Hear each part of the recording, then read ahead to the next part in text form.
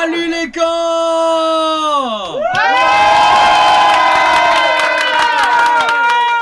Lundi, c'est la Saint-Valentin!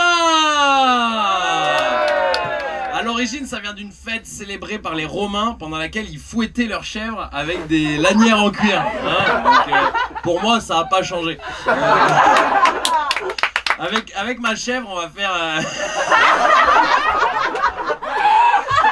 on va faire comme chaque année, s'embrouiller dans un resto cher. Et cette année, ça va pas rater parce qu'à chaque fois que je lui prends un cadeau de Saint-Valentin, j'ai remarqué qu'au final, c'était un cadeau pour moi. Quand je lui prends de la lingerie, c'est pour qu'elle soit bonne. Quand je lui prends des livres, c'est pour qu'elle ferme sa gueule. Donc, cette année, j'ai décidé d'outrepasser l'hypocrisie et je lui ai direct pris des chaussures à ma taille. Comme ça, ça va gueuler, hein. Ça va gueuler, mais il y a un moment, ça va, la Saint-Valentin, il y a bien un moment où t'arrêtes de la fêter. Mais c'est la fête de l'amour. Bah justement, bébé, ça fait 3 ans qu'on est ensemble, donc ça fait longtemps que je t'aime plus, ouais. Qu'est-ce qu'on fête là? Le fait niquer une fois par mois? En revanche, tu m'appelles le jour de la fête du jouir en pensant à une autre. Là, j'aurais de quoi célébrer, là. La fête de l'amour, là.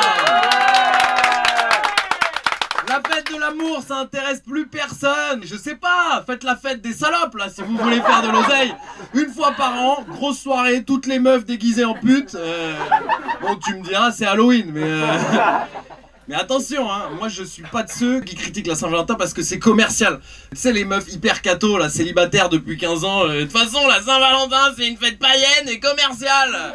Mais est-ce que c'est une fête commerciale ou est-ce que c'est juste toi qui es moche, hein? Regarde-toi, Marilyn, t'as 22 ans, t'es déjà aigrie, putain, plus personne veut de toi depuis que t'es trop vieille pour les prêtres. Et c'est vrai que les fêtes religieuses sont pas du tout commerciales, hein. Noël, ça rapporte d'argent à personne, hein. Finalement, il y a que les fêtes juives qui sont pas exploitées pour l'argent, hein, contre-intuitivement. Les mecs, nous, on comprend rien aux femmes. On comprend rien aux femmes, les mecs. Tu veux nous intéresser? Fais la fête de la branlette, frérot. Là, on maîtrise. Là, c'est un sujet qu'on maîtrise. Première branlette, j'avais 11 ans. C'était un grand à la récré qui était venu me voir, tu vois, comme un dealer, il m'avait fait psst. Petit, tu veux planer? Alors agite-toi la nouille. Mot pour mot, il m'a dit ça. Avec le recul, je me demande quel genre de mec, je sais pas trop quel genre de mec va dire ça à des enfants, mais enfin si je sais, mais donc j'ai essayé de me branler, les gars, à 11 ans. Et je vais tout vous raconter là, donc faites pas genre vous êtes gênés parce que tout le monde le fait. Il y a que les mecs qui assument. Il y a que les mecs qui assument. Il y a encore des meufs qui te disent moi je me suis jamais branlé. Mais arrête tes mythos, maman! Avec ta vieille chatte, là! Tu devrais te toucher parce que c'est pas moi qui vais le faire, hein!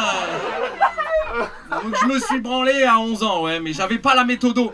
Donc j'ai tenté plusieurs techniques, tu vois, comme dans le premier Spider-Man quand Tobey Maguire essaie de lancer sa première toile, tu vois.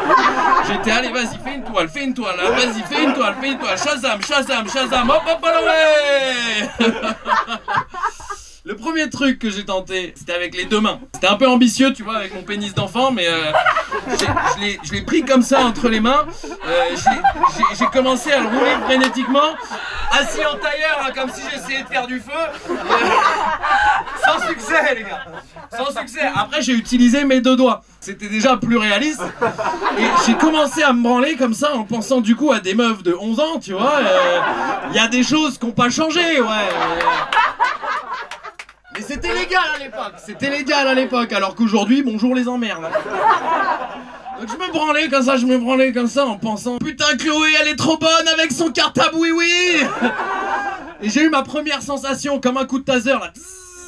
Et ça m'a fait un flashback en fait, ça m'a ramené quelques années en arrière quand j'avais mis ma tub dans le jet d'eau de la piscine, tu vois. C'était un peu ma Madeleine de Proust ce truc, honnêtement. Donc j'ai continué comme ça en sentant le truc monter de ouf. Et au bout d'un moment, la sensation était trop forte, donc j'ai pris peur. J'ai tout arrêté. C'était trop de responsabilité pour moi. Et le grand m'a dit continue. Et joyeuse Saint-Valentin. Merci beaucoup de m'avoir écouté. C'était un plaisir de jouer devant vous. C'était la chronique ta mère la Saint-Valentin. Vous étiez un bête de public. Merci à vous pour ce soir.